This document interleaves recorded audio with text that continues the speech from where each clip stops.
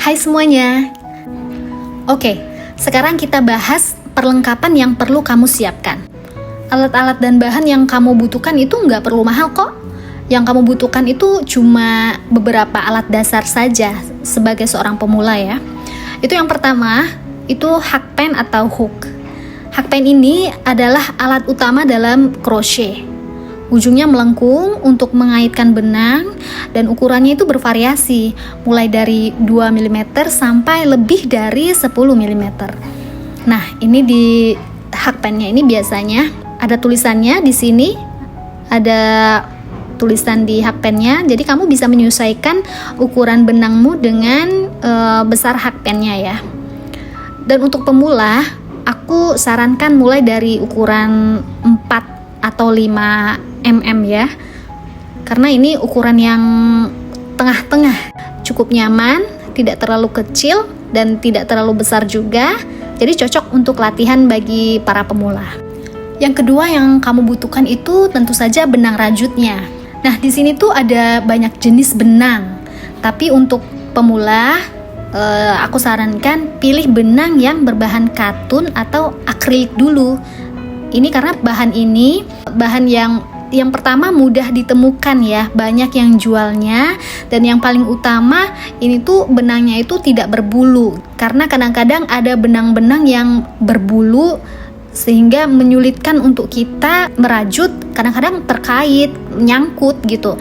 Jadi untuk para pemula sebaiknya hindari dulu benang-benang yang berbulu-bulu, karena itu akan menyulitkan kita sendiri nantinya.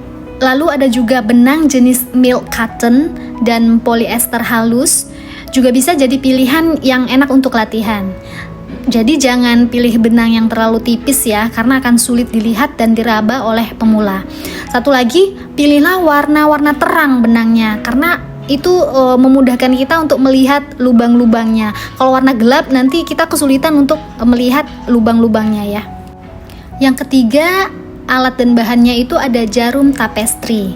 Ini jarum besar bermata tumpul, gunanya untuk merapikan dan menyembunyikan ujung-ujung benang di akhir proyek kita. Nah, lalu ada gunting kecil. Gunting ini untuk memotong benang ya kalau kita sudah selesai. Di akhir crochet itu kita perlu menggunting bagian akhirnya. Nah, gunting ini nggak perlu spesial, yang penting tajam dan bisa untuk digunakan menggunting. Oke, yang terakhir ada stitch marker namanya. Ini sebenarnya opsional bagi para perajut yang sudah ahli ya. Tapi untuk kamu sebagai seorang pemula, ini aku saranin wajib sih ya.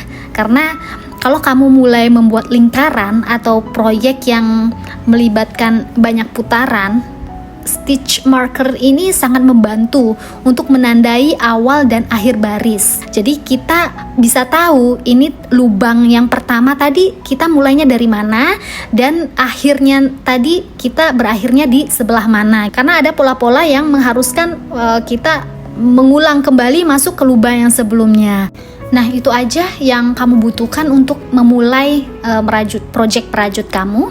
Dan semua alat ini bisa kamu temukan di toko alat rajut, toko online, dan bahkan di marketplace pun banyak ya. Ini justru saya beli semua alat-alat ini di marketplace.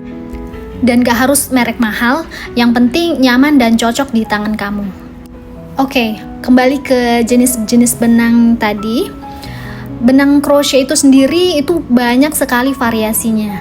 Ada benang cotton, akrilik, bambu, bahkan nilon dan polyester. Masing-masing dari jenis bahan ini punya tekstur dan hasil akhir yang berbeda. Untuk pemula, cotton yarn adalah pilihan aman karena tidak licin dan tidak berbulu ya. Selain itu, saat memilih benang, kamu juga pasti akan melihat istilah-istilah seperti deka atau DK, double knit. Ada juga worsted dan fingering weight. Itu menandakan ketebalan benang. Nah, kalau kamu baru mulai, pilih benang ukuran medium, misalnya seperti deka atau worsted. Kemudian, cocokkan dengan hooknya. Biasanya di label benang sudah ditulis saran untuk ukuran hooknya. Misalnya, benang deka cocok dengan hook ukuran 4 mm, Dan kalau kamu menggunakan hook yang terlalu kecil, nanti itu rajutannya akan kaku. Kalau kamu memilih hook yang terlalu besar, tentunya hasilnya nanti bisa longgar, jadi tidak cantik ya. Oke, sekarang kamu udah mengenal alat-alat dan bahan merajut. Gak susah kan?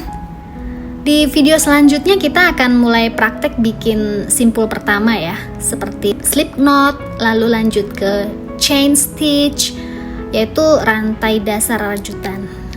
Kalau kamu belum punya benangnya, sekarang saatnya belanja kecil-kecilan dulu. Nggak perlu banyak, cukup 1 gulung benang dan 1 hakpen untuk latihan.